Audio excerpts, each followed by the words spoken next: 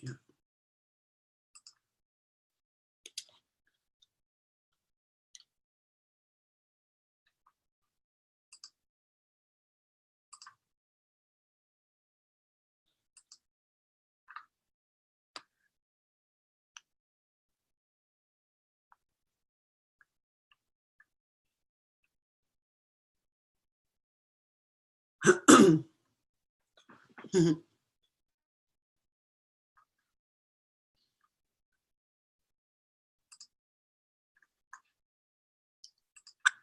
Here we go. Hi. We are live. Let me get myself together here. How's it going today? Gonna make sure all my screens are working. Bear with me 1 second. Today we're going to talk about eating on the go, eating in restaurants and taking food along. You can do this. You'll be so glad if you do. Okay, it looks like we're live. Looks like everything's good. All right, I'm going to share my screen. Here we go. Is it working? Technology. Here we go. Play from the beginning. All right, eating healthy with busy lives, on the go, and restaurants. We all need a little help with that. Today's agenda is to acquaint you with how to make good choices in restaurants and how to make healthier choices when you're on the go, and actually how to take food along with you. And it seems daunting, but I have become accustomed to it. I have a little small cooler. Works out just great. So when you go into restaurants, which, by the way, I love to eat in restaurants. I'm never happier than when I'm going out to eat. It's difficult. It has become more difficult as I hone in on a good food code for myself and know what helps my body operate at its optimum and what takes away from that performance. But sometimes I make the choice to eat something that I know is not great for me, like you'll do too. I go for the 80-20 rule pretty much, but I love to eat out. So I don't let trying to eat healthy and eat whole foods hold me back from enjoying restaurant experiences, which is like I said, something I really enjoy. But here's what you got to do when you're in restaurants. First off, you have to establish your food code, which I would love to help you do in a 5-day cleanse where I lead you through sort of rebuilding what you eat so you can identify things that serve you and things that don't. So when you're in a restaurant, what you need to do is be acquainted with your food code and stick to it. Maybe your food code at this particular junction is just that you're trying not to eat dairy, or you're trying not to eat gluten, or you're trying to do the 1, 2, 3 carbs that I showed you about in a former video. 1 serving of carbs in the morning, 2 servings of carbs in the afternoon with your lunch, and 3 servings of carbs at dinner. Maybe you're trying to adhere to something as simple as that. Whatever it is, don't be afraid to ask questions about the items on the menu. If the waitress seems unsure, don't eat it. Or if it's something you want bad enough, bless it and eat it and move on. But if you're trying to adhere to a food code, ask about the ingredients rather than if something is gluten-free. Ask about what they use to make the gravy. Are they using wheat flour to make gravy? Probably so. But feel free to ask the server. And another thing that I like to do is if I know I'm going, going to a restaurant ahead of time, I jump right on my phone or my tablet or my computer and see if I can check out their menu. That way I have a general idea ahead of time what I might like to try or what I can ask about at their establishment. I think that's a really good way. And if you have the knowledge of the place ahead of time, then it sort of doesn't hold up the rest of the table while you're asking about the dairy and the gluten and the free range and the grass-fed and all the particulars that you want to know about at the restaurant. So if you signed up ahead of time for this webinar, you got my on-the-go guidelines sheet that tells you a few little ideas like that. So looking at your menu ahead of time is always great. Sometimes you don't know ahead of time the restaurant you're going to go to, and so you just have to exercise your knowledge and your self-preservation on the fly. Get good at that. So eat in vegetarian and vegan restaurants to be sure that you're going to get a gluten-free meal, for instance. But not everybody's vegetarian or gluten-free. I like to go to small local establishments that you can take your own bottle of wine. The prices are better. The kitchens are a little bit smaller. They're not operating on formula recipes, and they can deviate a little bit. You can ask them to bring you the whatever without the whatever else that you're not going to eat. I frequently order turkey burgers with no bun. And some places really like to elaborate on that, and they'll put lettuce on the top and the bottom, so it's like a lettuce bun. And some places just throw the burger on the plate and don't make any fanfare about it. But, you know, there's a lot of different ways that you can eat out successfully. Like I said, local establishments are a pretty good call rather than chains. Mexican restaurants are safe bets if you're not allergic to corn like I am. Break my heart. I'm from Texas. Think I like some Mexican food. So corn was a big loss for me. And yet, what I have found is that frequently Mexican restaurants have some pretty slamming soups. If they're not cream soups, you can pretty well be sure that there's not any gluten, flour, thickening, or cornstarch for thickening. You might be able to eat cornstarch. I can't. But Mexican restaurants are a great choice.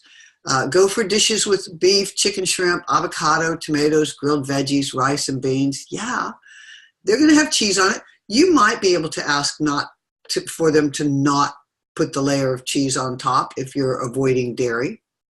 And some places will comply with you and some won't. There's a lot to be said for how you ask, of course. But Chipotle is one chain that does have some gluten-free choices for you. I don't know about the rest of their stock, what they're loading in their kitchen, but I know that they do have some gluten-free choices. If you're trying to go gluten-free, you're going to want to be wary of tortilla chips. You may get lucky with corn chips if you can eat corn, but they can also be made from flour tortillas. So you want to just ask the server. And if she doesn't know, ask her if she can find out. Let's see about that. Make sure that the meat has no gluten in it. That seems like a no-brainer. You wouldn't think that meat would have gluten in it, but it might. It might. They use gluten in shampoo. So you just ask. You never know where it's going to be hiding. But Mexican restaurants are a great place to convene and enjoy a meal with your family and friends and still stay on your food code. Asian restaurants, Chinese restaurants, Japanese restaurants, Asian food is good. Go for rice, steamed vegetables. They're going to have a lot of good choices in that neighborhood. Steamed meat, and they'll even have some gluten-free rice noodles, and you can ask if they're rice noodles. A lot of times they'll have vermicelli, which is can be a rice noodle. Just be aware of your carbohydrate intake. So if you're going to choose a rice noodle, gluten-free soy sauce and tamari are good choices. They're not going to have a lot of gluten-free soy sauce in Chinese restaurants, Asian restaurants. I haven't found it, but you might. Of course, you want to ask for no MSG. That's a pretty rough chemical for your body to process. You want to stay away from the deep fried foods, the tempuras, and which are likely to be breaded in some way. But Asian restaurants are going to offer you a lot of good choices for, like I said, rice or rice noodles and some kind of vegetables. Frequently, their sauces that they're thickening with is cornstarch, but not a problem if you're not allergic to corn. So another good choice are Greek restaurants, which the Mediterranean diet is just so healthy anyway. But you're going to be looking to avoid the same things, generally speaking. American restaurants, salads, non-processed meats, vegetables, rice. You can eat some potatoes. Who doesn't love a good French fry? But be aware that the oils that they're frying these French fries in have been used over and over and over and over again, and are frequently oils that are not good for that high smoke point that is required for cooking French fries. And what that means is that those oils break down into elements, molecules that are no longer safe for your body when they're pushed past their smoke point. So, they use a lot of peanut oil and vegetable oil and things like that in American restaurants to deep fry the French fries and the shrimp and the whatever is breaded and delicious. And yeah, we should avoid. Stay away from gravies, which use flour, and some sauces do too. If you're comfortable, don't be afraid to bring your own condiments or bread products. Or for me, when I go to Mexican restaurants, I take bonitos, which is a tortilla chip made out of beans, and ask if they will make nachos over my bonitos. And I always try to take an unopened package because they're a little reluctant to let people bring food in. Ultimately, they're responsible if you become ill.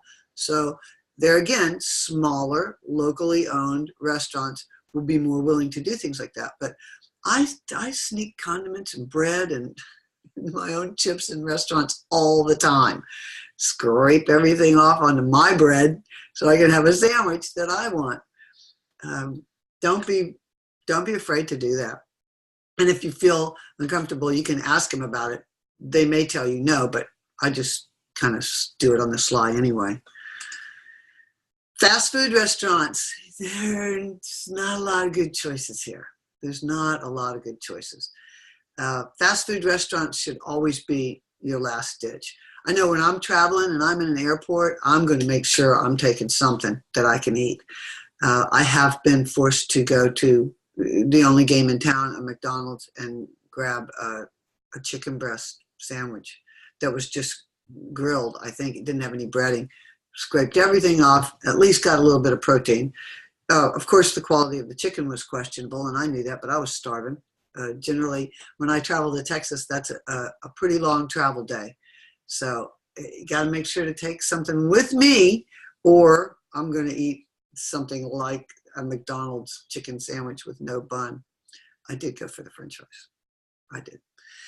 But like in an airport, or if your work makes you travel and you have to pull over and get food, chances are you're trying to do it on the fly. You're in a hurry. Convenience stores or sandwich shops or whatever comes up. You're going to want to be careful of those processed meats. And, there's no good kind of meat going on in fast food restaurants. I'm not going to name them all, but you know what they are. Down south, I don't know if they have them up here. Schlotsky's is a place that will have some gluten-free buns. I think they use Rudy's or Udi's. Either one of those are good gluten-free buns. But I'm starting to see that a little bit as I travel. I'm starting to see it in fast food restaurants and small little Texas towns that will have, surprisingly enough, a gluten-free choice. So don't be afraid to ask, and don't think that you're going to have to go out into the world and try to eat and starve to death. There's always taking food along. So that's what I really like to do, and that's what I want to talk to you about now. In this picture, you can see there's a pretty awesome stainless steel stackable food container. You can buy those online. They come in a wide variety of sizes, and they're pretty happening. It's a great way to take, as you can see in this picture, leftovers from last night, some cut up fruit, some olives, some cut up vegetables, maybe a little dab of sauce, whatever you need to take care of your hunger and not totally derail your goals about your health. You want to eat healthy this year, you can do it, but it's up to you. So take the time to map out what's along the way so you don't end up somewhere less desirable. If you have a business road trip for the day, pack your lunch or kind of look along the way and see where you're going to be able to stop and get something that's going to be nutritious and healthy for you. Eat before you go. Here's my number one tip. I make a really great big green nutrient dense smoothie several mornings a week with protein powder and oat bran and flaxseed and maca powder and kale and maybe about a quarter of a banana and coconut milk and cashew milk. It's delicious. It's loaded with protein. It's like a healthy milkshake. That will keep me full for well into the day. So one of my big tricks is eat one of those before you go on a road trip where you don't know what you're going to be able to get to eat. Take food along. My other secret is to drink one of those great big protein-rich smoothies before I go to a party where I don't know what they're going to be offering, and there may not be a lot for me to eat. And also, I don't want to stand at the potato chip bowl like this, which I will do. Guilty. So, that's a good way to head that hunger and anger, hangry off at the past. Just don't let yourself get that way. Prepare ahead. There's a lot about looking ahead that is really important when you talk about eating healthy for busy lives. Looking ahead, looking at your calendar, understanding what meals you're going to be making for yourself, your partner, your husband, your family, your friends. How many nights a week are you going to be eating at home? Prepare some vegetables, prepare some quinoa, prepare some rice, cook some meat ahead. I had friends over for dinner this week. I had cooked some roasted chicken and some roasted fingerling potatoes all together in some coconut oil, a little bit of coconut oil, and a whole lot of really great spice blend that I brought back from my one big trip to Italy. And it was so flavorful and dense. And I just cooked that ahead. I wasn't sure what I was going to do with it. But then when it came up that they could come over for dinner, all I had to do was pull that out and reheat it, make a salad, and I sauteed real quick some veggies that I had already cut up on my food prep day. I had tomatoes, onions, and zucchinis already cut up. So it was just a matter of adding some ghee to the pan, and dinner was on the table in 15 minutes. So prep, looking ahead, knowing what's coming. You know you're going to get hungry every 4 or 5, 6 hours. It's not new. You're not new here. Prepare ahead. You don't have to be ambushed by your hunger and then eat things that ultimately aren't going to make you feel well. They may not make you feel bad right now, although they do me now because I've been eating healthy for so long.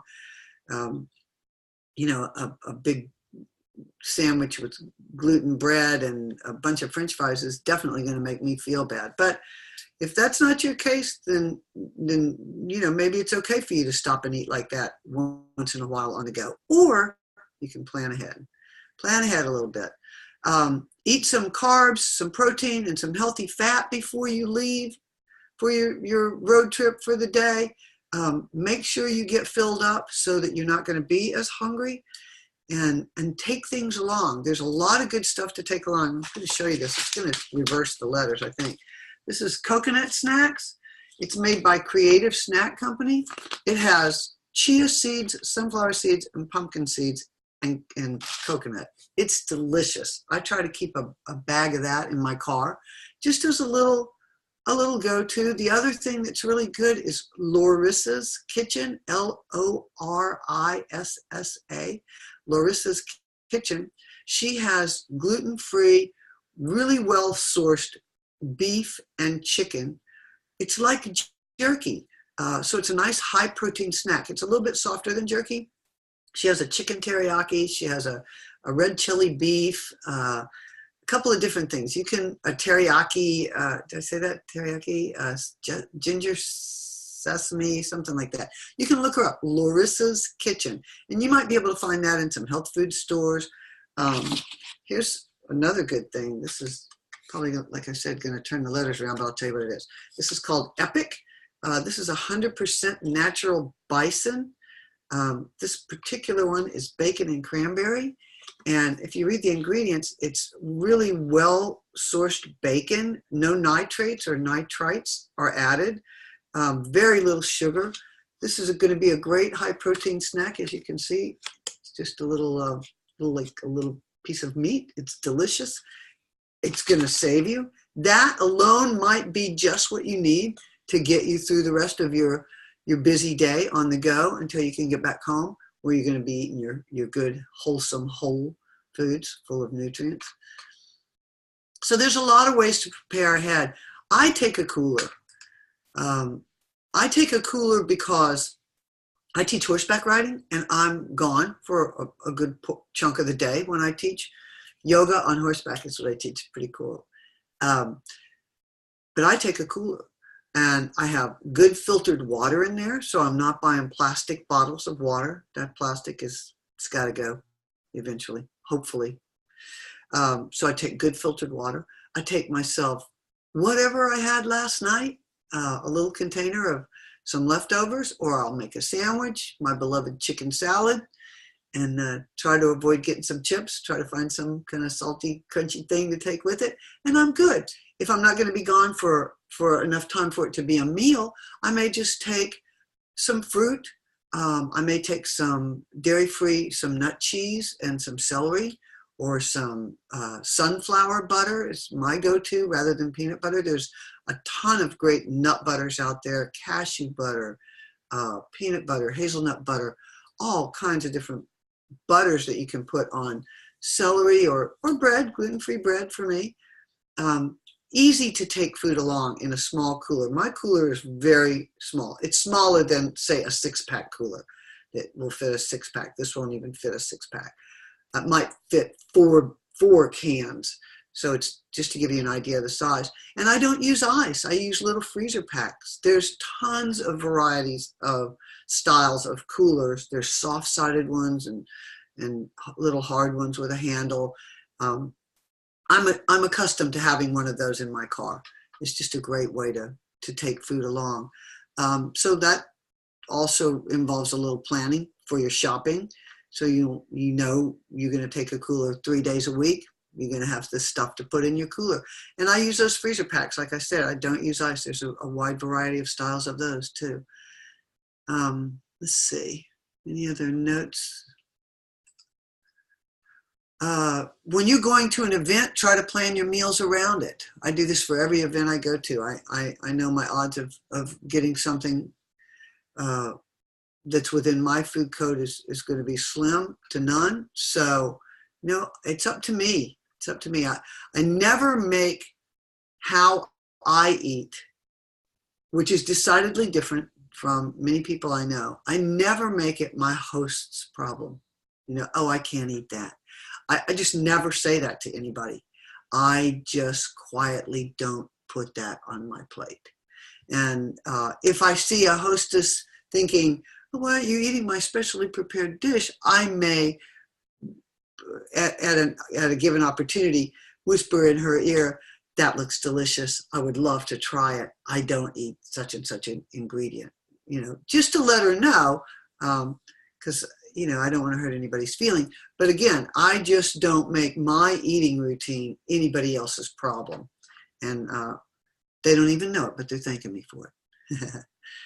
So in a pinch, remove as much junk as possible from your food that you're ordering out and on the go. Buns, sauces, strange additives, strange sauces, you don't know what's in them. Nobody seems to be able to tell you. Just take it off.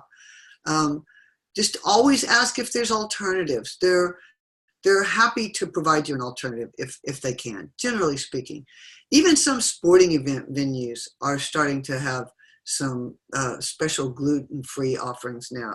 I know when we go to see the Phillies, that is a wonderful stadium, and some of their fast food places even have some gluten-free offerings. You never know. So just don't be afraid to ask. Planning ahead, bring a cooler. You can always add ice or use, like I said, a freezer pack. Load up the cooler with fruits and veggies and healthy drinks like kombucha or homemade flavored waters, local farm cheese or alternative cheeses, plain yogurt. There's a bunch of different kinds of yogurt now. I just used an almond yogurt in place of a sour cream on some enchiladas I made. It was fine. It was delicious. And what I had left over, I made chicken salad with. It was great. So Didn't use sour cream, didn't use mayonnaise. Hard-boiled eggs. I always keep hard-boiled eggs around. Boil about 6 at a time, peel them, leave them in the refrigerator, throw them on a salad, take them with you. It's a great protein grab. So you've got lots of opportunities to help yourself on the go. This week's action items: think about the restaurants that you typically frequent. What changes can you make when dining out to ensure you're eating healthier meals? What plan can you make to avoid slips during unexpected trips, events? This is all about you. This is what it takes to stay healthy, to stay with your plan of eating healthy with your busy life. The adjustment period does end. It will seem routine. I don't even bat an eye now. If I know I'm going somewhere, grab my cooler, throw it in the car, have a little bit of food with me, and some good filtered water to drink. You can do this. It's for you, and take a little extra just in case you meet a friend that might need a bite too. I hope you've enjoyed this. I hope that you can come to terms with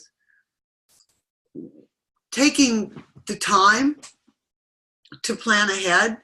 I hope your meal planning is going well and that you're trying a food prep day.